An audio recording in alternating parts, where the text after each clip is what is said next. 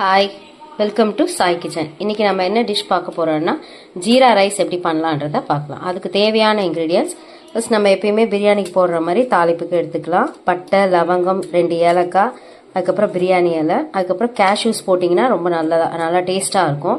அதுக்கப்புறமா 4 பச்சை மிளகாய் எடுத்திருக்கேன், ஒரு 2 ஸ்பூன் சீரகம் எடுத்திருக்கேன். அதுக்கப்புறம் இன்றைக்கி 2 டம்ளர் பாஸ்மதி ரைஸ் எடுத்திருக்கேன். லாஸ்ட்டாக நம்ம கார்னிஷிங்காக கொரியாண்டரும் புதினா இலையும் எடுத்திருக்கேன். இப்போ நான் பேனில் வந்து 2 ஸ்பூன் எண்ணெய், 2 ஸ்பூன் நெய் ஊற்றிருக்கேன். இப்போ இது நல்லா கொஞ்சம் காஞ்ச உடனே நம்ம அந்த ஸ்பைசஸ்லாம் போட்டுடலாம். இப்போ அந்த ஸ்பைசஸ்லாம் போட்டுட்டேன். கொஞ்சம் ஃப்ரை ஆனோடனே இப்போ நம்ம சீரகமும் கேஷ்யூஸையும் ஆட் பண்ணிடலாம். இப்போ கேஷ்யூஸையும் நம்ம ஆட் பண்ணிடலாம். இப்போ முந்திரியும் போட்டு வதக்கியாச்சு. 4 பச்சை மிளகாவும் போட்டு வதக்கிடலாம். கொஞ்சம் காரம் உங்களுக்கு வேணும்னா 2 காஞ்ச மிளகாவும் போட்டுக்கலாம். நான் காரம் கம்மியாகவே போடுறேன். இதுக்கு சைட் டிஷ்ஷாக பன்னீர் தான் செய்ய போகிறேன் நான். ஸோ அதனால் அதில் காரம் போடுவோன்றதுனால நான் இதில் காரம் கொஞ்சம் கம்மியாகவே சேர்த்துக்கிறேன். இப்போ இது ஃப்ரை ஆகிடுச்சு. இப்போ நம்ம பாஸ்மதி ரைஸ் ஸ்ட்ரெயின் பண்ணி வச்சுருக்கோம்ல, அதையும் போட்டு கொஞ்சம் நெய்யில் வறுத்து எடுத்துடலாம். இப்போ இந்த ரைஸும் போட்டாச்சு. இந்த டிஷ்ஷுக்கு தேவையான உப்பையும் போட்டு நம்ம லைட்டாக சார்ட் அவுட் பண்ணலாம்.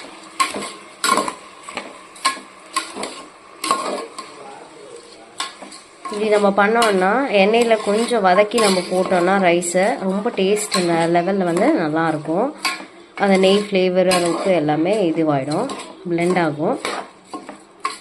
ஸோ இப்போ இந்த ரைஸு நான் வந்து 2 டம்ளர் எடுத்திருக்கேன் பாஸ்மதி ரைஸ். இது நான் குக்கரில் வைக்கிறதுனால 1 டம்ளருக்கு 1.5 அளவுக்கு நான் வாட்டர் ஊற்ற போகிறேன். 1 to 1.5 ரேஷியோ அளவுக்கு தண்ணி ஊற்ற போகிறேன். ஸோ 2 டம்ளருன்றதுனால 3 டம்ளர் தண்ணி ஊற்றி ஒரு விசில் நம்ம விட்டு எடுக்கலாம்.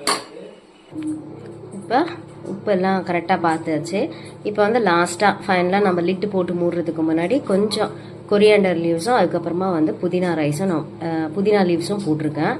இது இப்போ வந்து நம்ம விசில் போட்டு மூடிடலாம். ஒரு விசில் வந்தால் போதும். என் குக்கருக்கு ஒரு விசில், உங்கள் விசிலுக்கு ஏற்ற மாதிரி நீங்கள் பார்த்துக்கலாம் உங்கள் குக்கருக்கு. இந்த ஜீரா ரைஸ் ரெடி ஆயிடுச்சு. ஸோ இதோட வந்து நான் எனக்கு வந்து பன்னீர் கிரேவி, கேப்சிகம் கிரேவி பண்ணியிருக்கேன், குக்கும்பரும் வச்சுருக்கேன். ஸோ எப்படி இருக்குன்னு என் சின்ன பையன் டேஸ்ட் பண்ணி சொல்லுவான். டேஸ்ட் பண்ணப்போ